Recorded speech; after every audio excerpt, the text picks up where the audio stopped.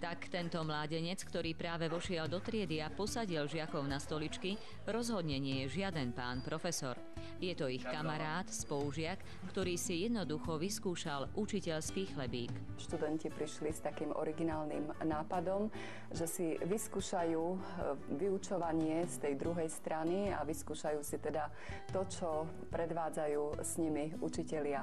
Profesori sa tentokrát len tížko prizerali. Všetko mali pod taktovkou samotní študenti. Žiaci boli veľmi ochotní, ale my si do toho za radosťou púšťali, že proste niečo úplne nové.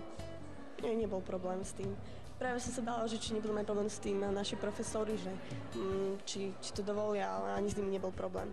Tí si dokonca originálnu myšlienku pochvaľovali a boli plní očakávania. Niektorí to možno pojmú ako taký herecký výkon, ale niektorí si myslím, že aj pochopia, že tých 30 párov očí, ktoré sa na nich tak skúmavo a kriticky dívajú, nie je niekedy jednoduché zdolať. No, nech si vyskúšajú, ako sa my trápime.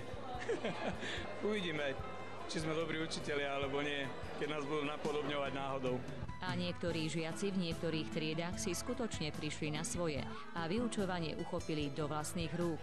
Napríklad na tejto hodine matematiky sa preberalo čínske sčítavanie čísel a následne sa skúšala látka. K tabuli pozvali samotného pána profesora. Pozrieme sa, kto prepadá z matematiky. Jožko Lojan, poďte.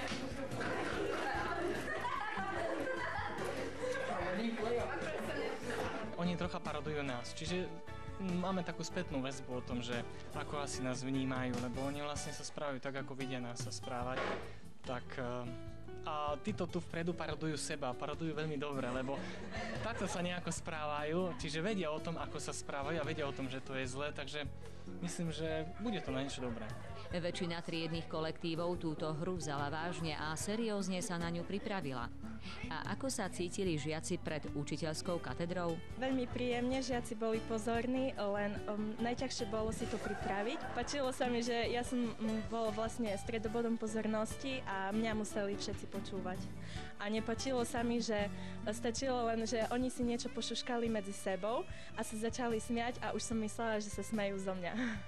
Stačilo 45 minút na to, aby si väčšina mladých názor na úlohu učiteľa a žiaka v škole troška poupravila. Tak každá látka je v niečom ťažká a ten profesor, keď ju vysvetľuje, tak musí si dosť toho pripraviť, aby nám to dosť dobre vysvetľuje. To, aby si aj tí žiaci uvedomili, že tí učiteľia majú ťažké, že im musia tolerovať, aj keď sa pri tabuli napríklad pomýlia, alebo tak, aby ich vlastne viac počúvali na tej hodine. Zistil som, že mám veľmi múdrych spolužiakov. A pochopil som, že práca učiteľa nie je až taká ľahká. Treba zaujať žiakov a prakticky mať aj nejaký určitý prístup k tým žiakom, aby si niečo zapamätali z tej hodiny a odniesli si to vlastne aj domov a vlastne aby to vedeli využívať v bežnom živote. Je vás problém zaujať? No, záleží od toho, aké sme nálade a aj od prístupu učiteľa sem tam.